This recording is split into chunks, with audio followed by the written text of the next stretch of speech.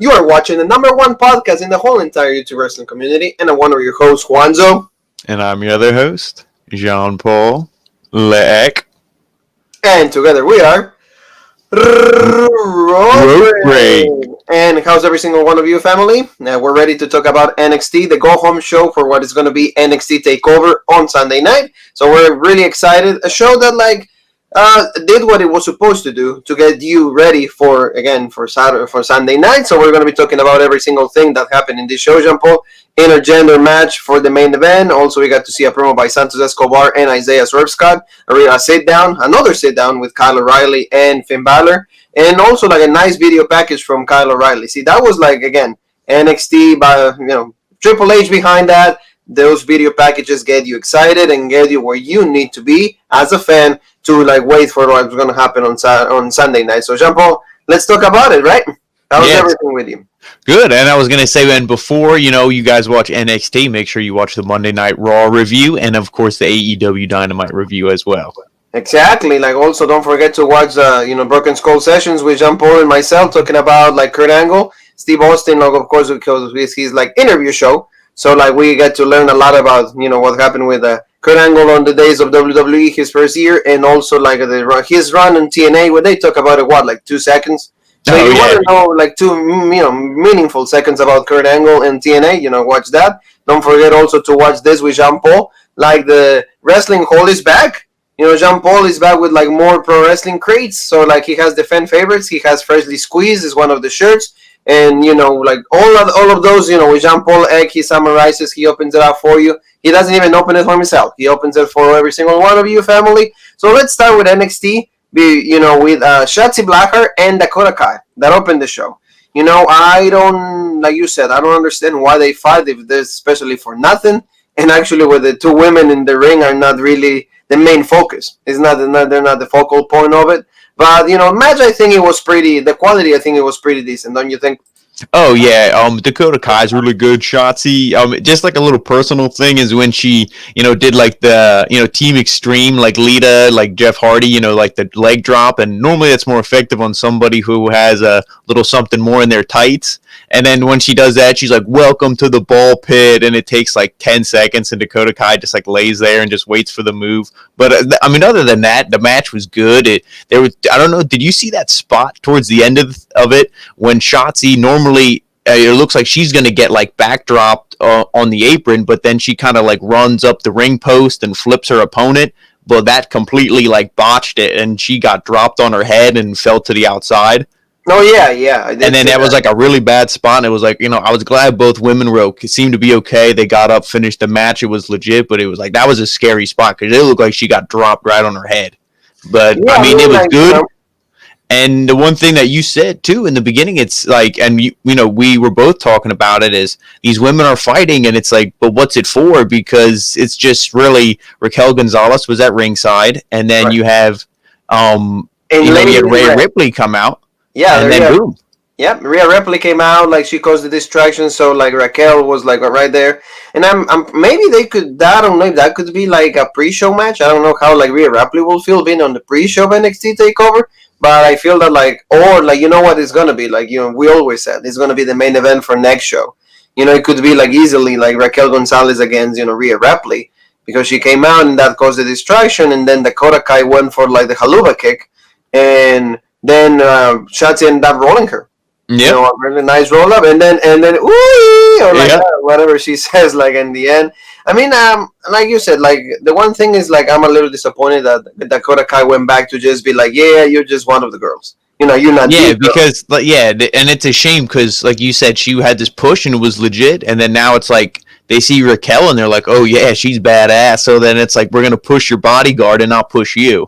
Yes. So, exactly. That's a shame. Hopefully, if I would book this, I'd have these 4 women be in a tag match, have Shotzi eat the pin so the heels go over strong, and then, have Raquel pin her, and then you can do Rhea versus Raquel in a singles match after that. But we'll see. Maybe they could do that tag match on the pre-show like you were saying, but we'll see. I hope, there's more for all 4 of these women and not just the 2 powerhouses. Yeah, because if you think about outside of these 4, the rest of the women are completely unknown.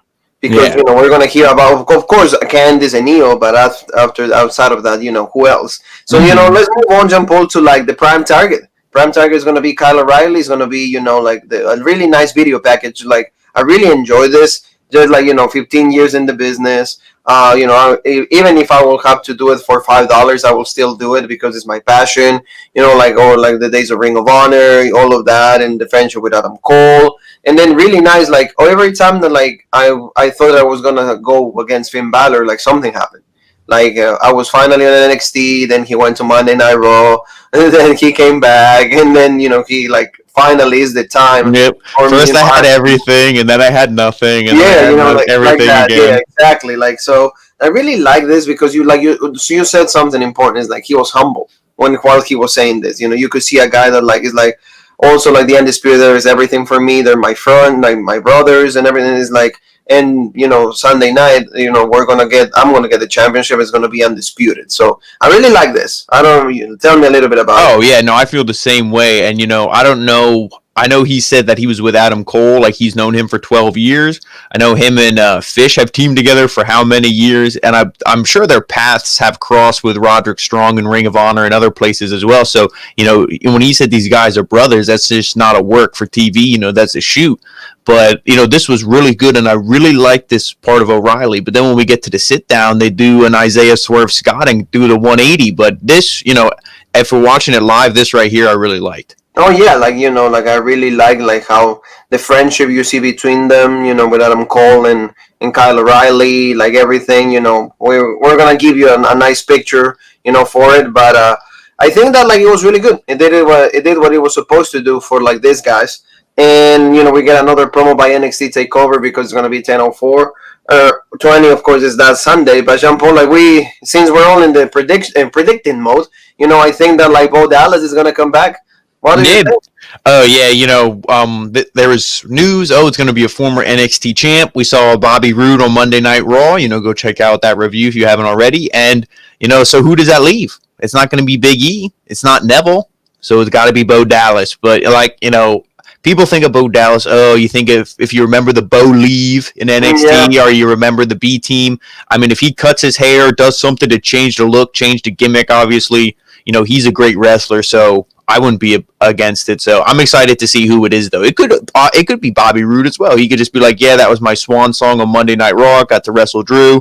Now I'm back on NXT. So we'll see. I agree with you. Like, if anything, I would love it to be, like, I would love to be Bobby Roode, just because, like, the match is Finn Balor against Bobby Roode. It just Mm-hmm. screams a legit Bobby Roode, glorious Bobby Roode, and Finn Balor. I'm just, done. Finally, I will get behind, and it sucks because he treated me like a piece of shit when I met him.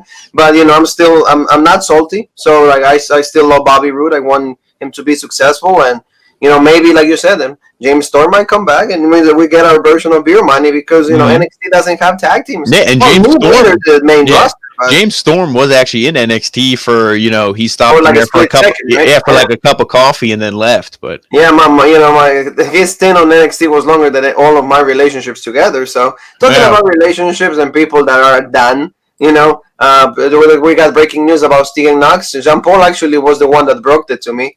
See, Jean Paul also like has like the exclusives, and he said, "Hey, I'm hearing that like she might be done again," and it is true. It is true. Like she legit turned her ACL again, so she's gonna be done for a while.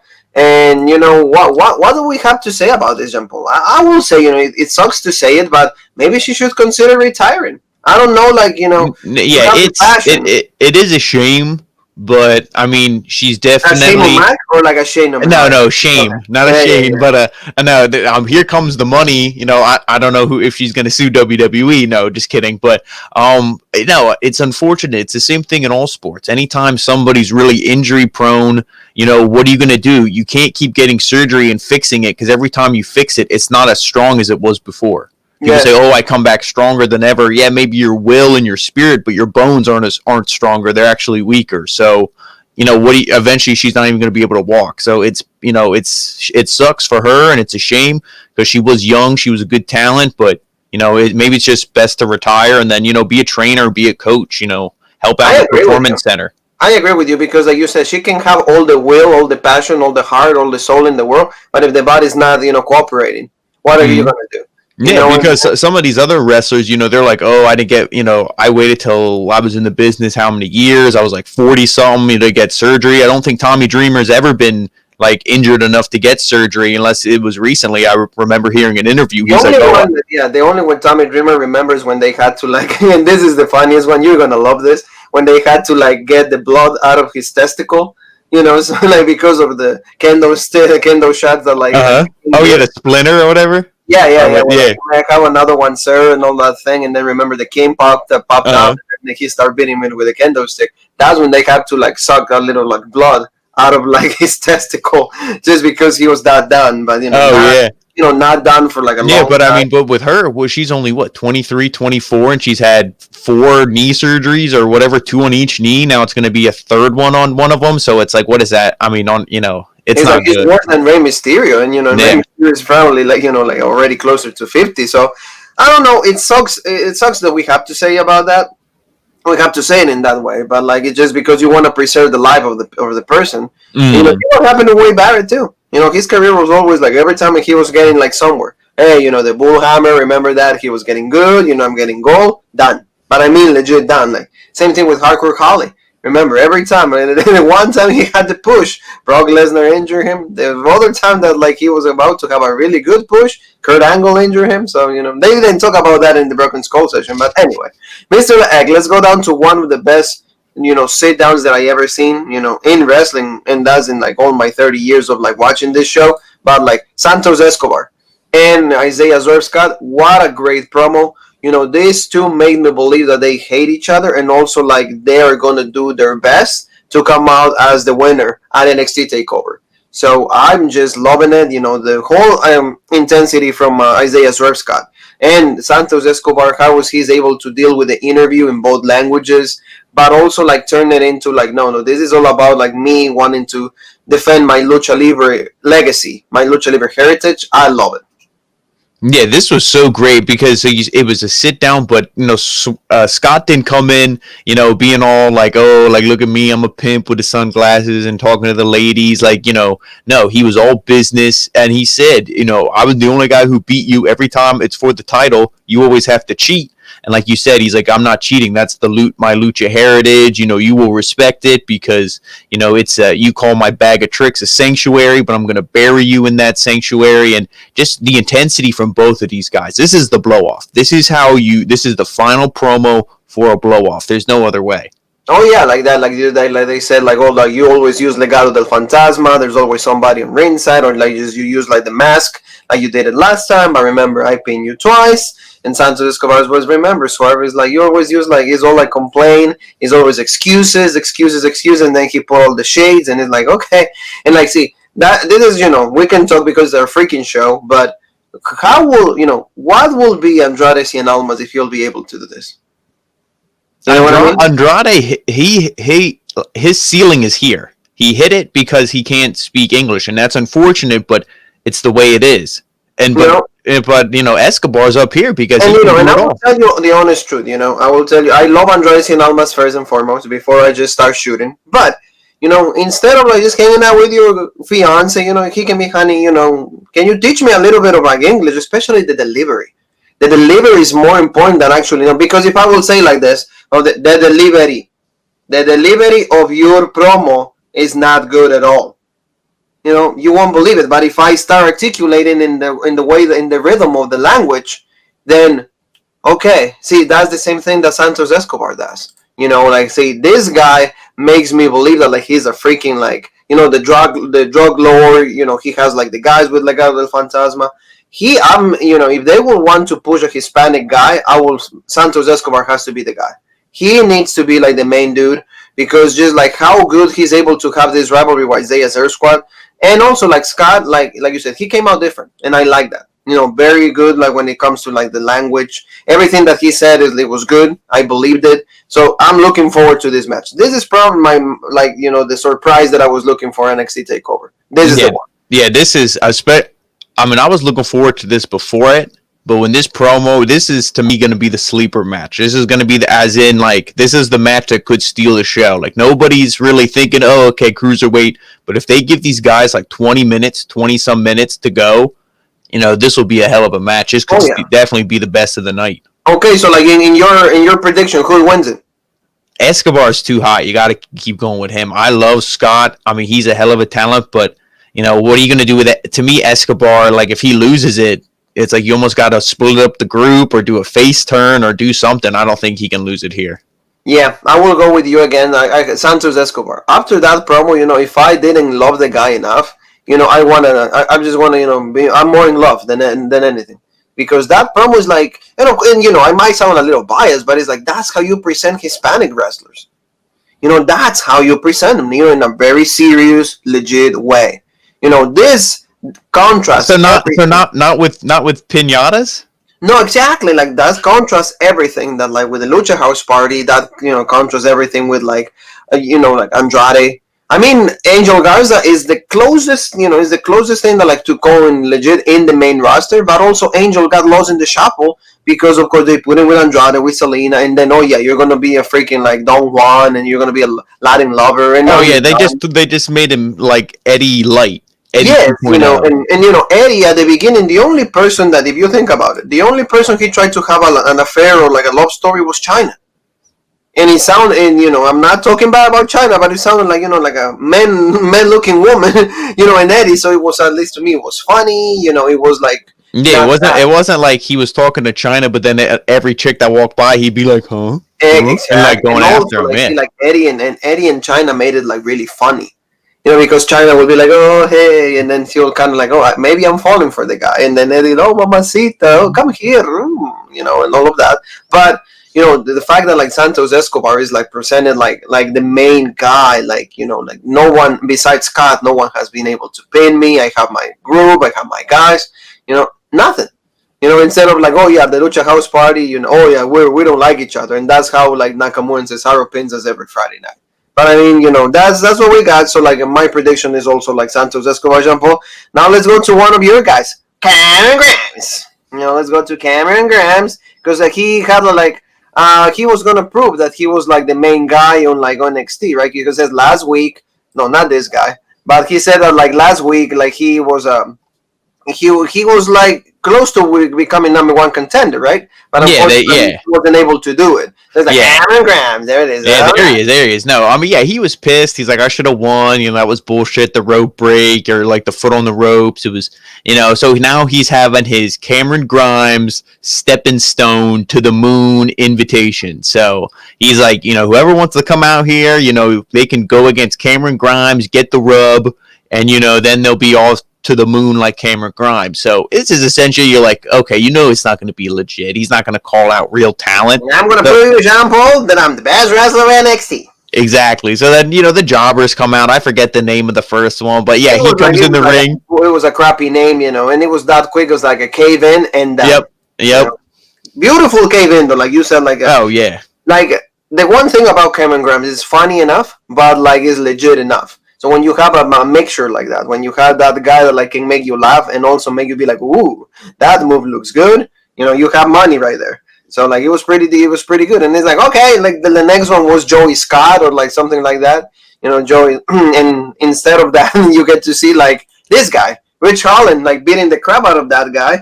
And he's like, oh, what was the thing that he said? He's like, hey, because Ridge is coming down to the ring to kick his ass, and he's like, oh, Ridge, I'm a big fan of yours. And he gets in the ring, and he's like, hey, if you're just here to shake my hand, that's okay. And then, Ridge just beats the shit out of him, and he lays him out, and then, Cameron Grimes just rolls out of the ring. He's done. Grimes, to me, is, I love him, but it's fine that he gets his ass kicked here, because this is his character, but to me, this isn't burying him, because he's, that's, you want to see him because he's annoying, the way he talks and the way he acts. But it's, he's a guy who, if NXT had a Money in the Bank, he would win it, cash in, and be champ. That's the kind of like character he is. But, maybe they're going to do a feud with this. I wouldn't mind seeing it. But I think if they do, you got to put Ridge Holland over, because otherwise, that guy's kind of buried, I think. If you don't go over. Well, I don't want to say like Rich Holland is buried, but it's just like, they bring him and it's like, well, there's not a lot that we can do with you yet. Yeah. Well, to me, it was like he was undefeated in NXT UK. He comes here, first program, loses to Gargano. And then if he Yeah. loses to Cameron Grimes, it's like, oh, okay. Oh yeah, no, he probably will get. And Cameron Grimes is like he's used to losing. It sucks, but like I mean, if he loses, are you gonna love him any less? No, because it's Cameron Grimes. Exactly. Talking about Cameron Grimes, there was a return of this guy, Dexter Loomis. So like it's like also see that's the look of drink. Yeah. Hey, you want to go out? Drink. Right there, right? Exactly alike. That's when you go to a chick and he's like, hey, you want to hang out? Maybe we can go for coffee or something. Drink. That's another drink like moment. Is like, see, but like now that like he's in the mixture, I don't know what the hell is gonna happen there. Yeah, and you know what? Now that I'm thinking, you could easily, where Dexter Loomis would be creeping on people's matches, just standing there in the background. You could easily do that with this Ridge Holland, and then Ridge Holland maybe gets distracted because he's like, "What the fuck is this guy doing?" Cave in and done. So Cameron Grimes gets the win, but then we get to see the real feud, which would be better of Dexter Loomis and Ridge Holland. So maybe that's what they're gonna do. So like, it's good. We're hooked. We want to keep seeing it, and now we're gonna see another guy that like Jean Paul absolutely loves. He came back in like his regular attire, and that's Kushida. And like he had a good promo. Like I like how like the promo before the match, like he was saying, like I came to America, I came to NXT, it was good. But then every time that I was ready to get to that point, to main event status, I got injured. I got a little bit maybe too excited. He even said in the promo, but now the Velveteen Dream is gonna be my stepping stone. Because like I've been close to like that, that legitimacy, that ceiling for me to like be feuding with Gargano, with the main guys or for the title. But I haven't been able to because every time I get injured and is legit injured for like a few months, then I gotta go back and all of that. But I says, well, Velveteen Dream, I'm gonna use you as my stepping stone. So that was good. I like it. And then he had the match with like Tony Nese. Of course, Tony Nese, premier athlete, and there's always done. Always done, Jean Paul. Yeah, the promo I really loved as well. The match, and see, that's what I don't know why you can't do that promo with Asuka sometimes on Monday Night Raw. Put up the subtitles, okay, legit, treat her serious. But this match was good. Like you said, Tony Nese. I hate how they mentioned, oh, he's a former cruiserweight champion, and it's like, don't say that because the guy gets his ass beat. Like, I mean, it almost makes the title look bad, and it's it's like the guy can't ever win, and he every time he gets offense, he always acts cocky, like and then he just gets his ass beat down. I mean, and this was clearly done to make Kushida look good, but it's like, if you want to go in the world of kayfabe, maybe Tony Nese shouldn't be so cocky and he should actually be legit and try to wrestle. But I mean, this was good to get Kushida hyped up. But then, of course, we had to see the Velveteen Dream, so he popped up on this. And he pretty much, I forget like what little joke he made. He made some kind of joke or something, but he pretty much just said that like, you're going to go against the Velveteen Dream. Like you're little, you're like angry and whatever. That doesn't, he's pretty much just going to beat him. Well, he said also, Jean Paul, he said, like you don't realize, Kushida, that like the Velveteen Dream or the Dream, how he calls himself, puts his best performances at TakeOver. It's like just, kind of like a warning, It's like I always put my best material at TakeOver. So you're gonna be just one member that is gonna suffer like the experience from the Dream. But like here, we have the picture for like the promo for like the pay-per-view. So like let me just start by saying my prediction, if you don't mind, Jean Paul. I said Kushida needs to win. I want Kushida to win because the Velveteen Dream, he has too much like backlash for what happened, outside of the ring and all of that. So I just feel that like, despite like Triple H defending, despite of officials defending him, like a lot of people in the locker rooms, I've just read reports that like they find him like hard to work with, just because it's like, hey, there's that like thing in their minds, right? So like they're not ready to like really embrace the Velveteen Dream one more time. Although Triple H keeps saying that he's one of the best workers, for me, Kushida deserves the opportunity. And like he said in the promo, is the stepping stone for Kushida to maybe, go for like North American Championship, even have like a match. Not maybe like a takeover, but maybe like a match against Finn Balor for the NXT Championship. At least that's for me. I don't see any man in the Velveteen Dream anymore. He's been North American Champion. He's been feuding for the, NXT Championship. I don't want to see it. So for me, Kushida. I'm going to save everybody a bunch of time. I agree with everything you said 100% to the T. So... So there we go. There you go. Let's see, that's how Jean Paul. You couldn't have said it any better. The next one you predict, and then I agree with you. All right. We'll see. So now we go to like a good promo though, Jean Paul, from like Austin Theory. he like I'm pretty sure you love that, and because it's like, hey, like Kyle O'Reilly took what, like 15 years to get here, and in me, I was already at 22. I was already in WrestleMania, so it's like you got a lot of catching up to do, boy. So it was good, and he's like, well, and all these matches that I've lost in the previous weeks, it's just mistakes. It should not happen. And then he calls out like Undisputed Era, and then Adam Cole, responded to that promo, and Adam Cole, like he got a really good promo also. I like that because he says, like, 3 years ago we just started here in NXT, and like the prophecy was fulfilled because we have gold. We were the first team that won War Games. We dominated NXT, and nothing has changed because people actually are saying that because we don't have gold anymore, they're saying that we've changed and everything, but like we are still being the same Undisputed Era that have won absolutely everything. So Austin Theory, I want you to come out of here and personally apologize to everything, that all the trash that you said to Kyle O'Reilly. And they had a match. So you like this promo, Jean-Paul? Yeah, it was good, and I like, Austin Theory comes out on the ramp. He's like, what do you want? Like, you're bullshit. And he's like, 1, get in this ring and fight me like a man, or 2, stand there on the ramp like a bitch, and then all of Undisputed Era, we're all going to come out, jump you, and beat your ass on the ramp. So he's like, oh, okay. So then he comes in the ring, and they have the match. And it was good. It was dominated by Adam Cole in the beginning, how it should have been. And then right before they went to commercial break is when Austin Theory took over. No picture-in-picture because they don't want to show Adam Cole getting his ass beat. So then when we come back from commercial, Austin Theory's still on the offense, but then Adam Cole picks it up. He does the super kicks, all this stuff. And I like when he hit, I think it was the super kick. And then Theory kicks out of it. And then Adam Cole just has this look on his face and he smiles. Like, okay, kid, I guess you're pretty legit. But, then Ushika Roshi, last call, or last shot, and then, done. So, I mean, it was good for Theory. Like, he is losing. He is losing, but he's getting, like we said with Jericho and Cassidy, like, he's getting the rub.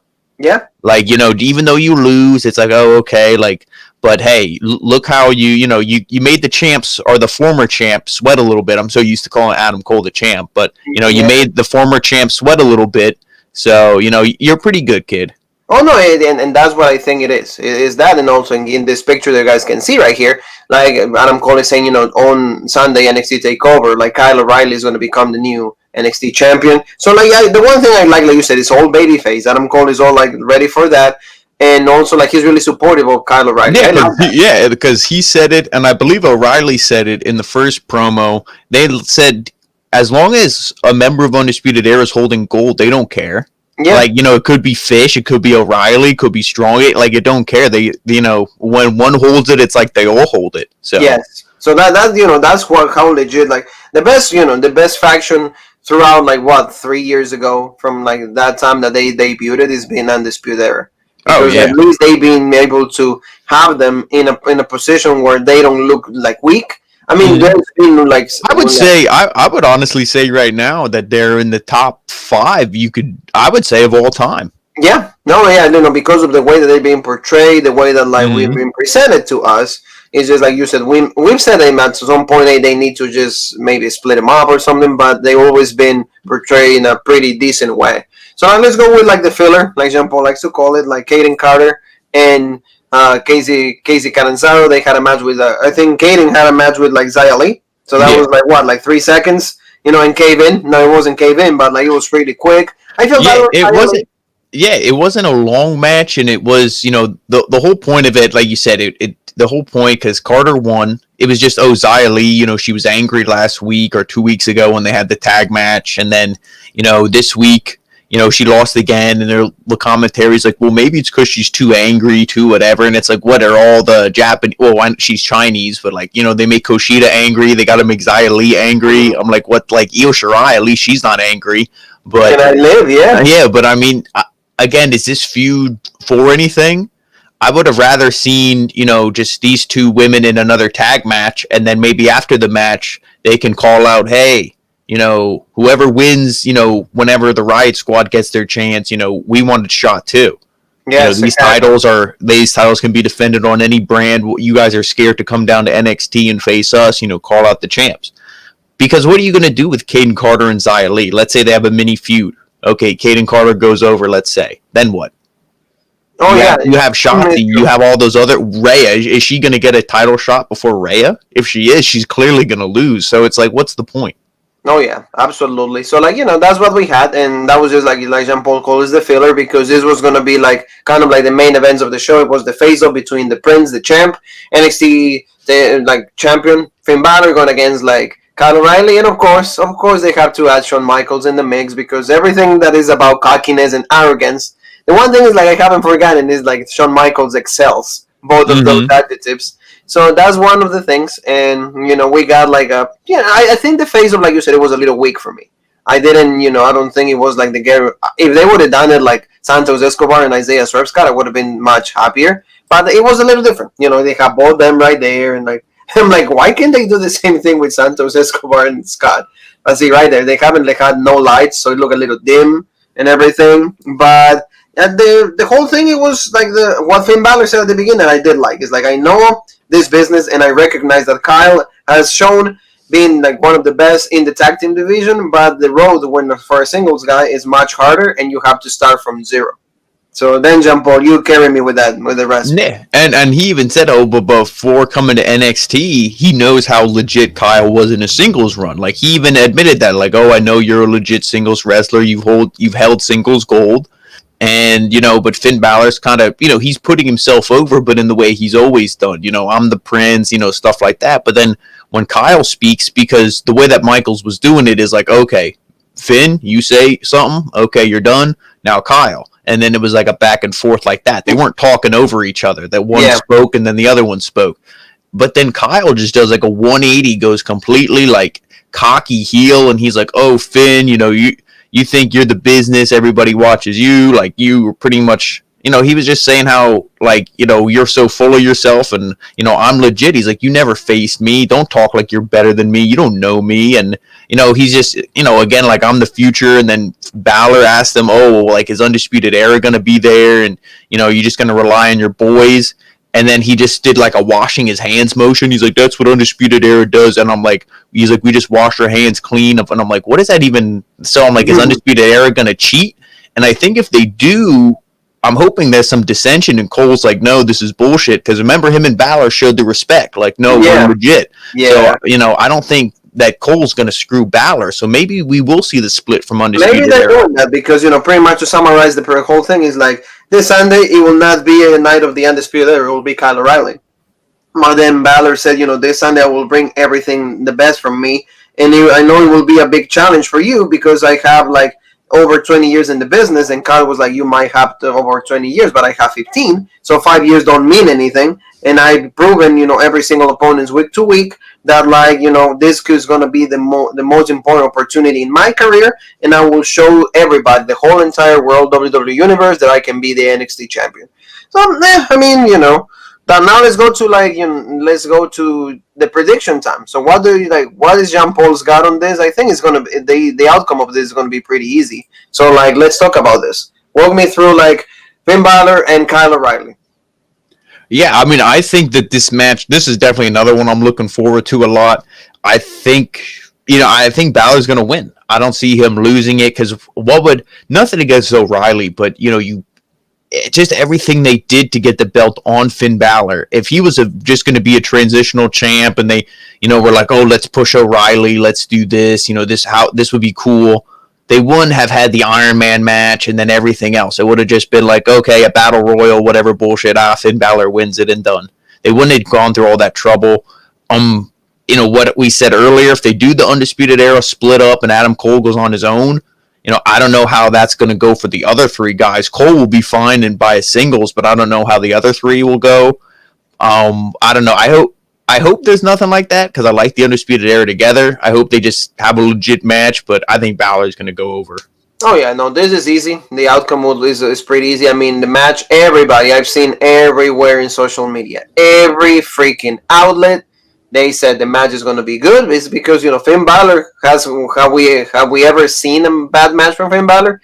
And Kyle O'Reilly, we always said, it's like, it's maybe this tag guy because we know him as the tag on NXT. That could always could have his own character, be his own person, and have a good singles run. So this is going to be a really, really good match. Is it going to be like the dissension from the Undisputed Era? I don't think so.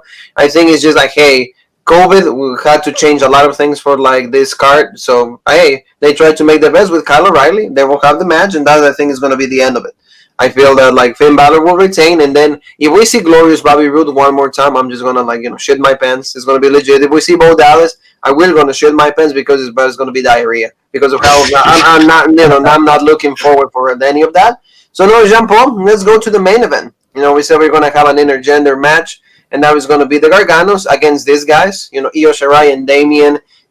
Scott Preach. No, Damian Priest. Like I like the promo that they had before with Mackenzie. That was really cool because it's like they're saying, "No, hey, they're Garganos, they're the power couple." It's like, well, but we're two rock stars.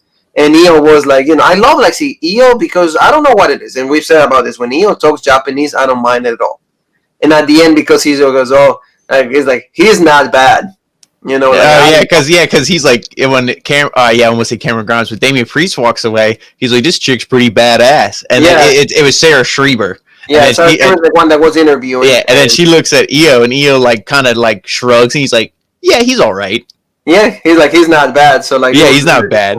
It was good. I really like that, and the match was not bad. But of course, like you say, is like they always play with the rules of like when the woman tags in, like the other woman has to be in the match and everything, and we got to see the real power couple of NXT, Gargano and Candice. This was good. I enjoyed the match, but like I just don't know how this is gonna play out in the pay-per-view. But match quality, I think it was pretty decent. What do you think? Yeah, I mean, there's no way that you could have the four of these, wrestlers and have a bad match. Of course, what did I say? Oh, when she's gonna hit some offense on Gargano because it's just funny. Like Gargano's a heel, but he's like a goofy, like idiot heel, so it's kind of funny to see him get beat up. So that's what they did. She actually hit a legit moonsault on Gargano. She hit it with chest to chest, so she hit it right, and.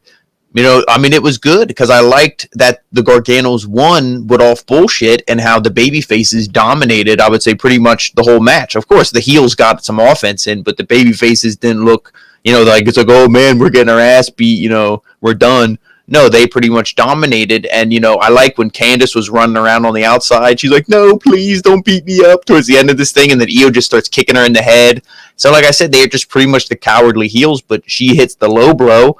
Punches Priest, in the gonads, and then he was going to do the awakening, right? He was about to do the awakening. That's what it was. Yes, yeah. And then, like you said, like he did that, and then boom, and that was the end of it. And then Gargano, he hit the what is he called? Yeah, the last beat or whatever, and then done. But and then they held up the belts, and they were like, duh. And for like seeing them hold up the belts, now I think, oh man, now they're not going to win. And that sucks. But if I was booking it, I would have them win. And then Io, it's like, okay, Io loses and you're like, shit, now what? And people might be like, Jean Paul, this is a death sentence. But I would just say you don't have Io show up until the draft. Let her get drafted to SmackDown or a Raw.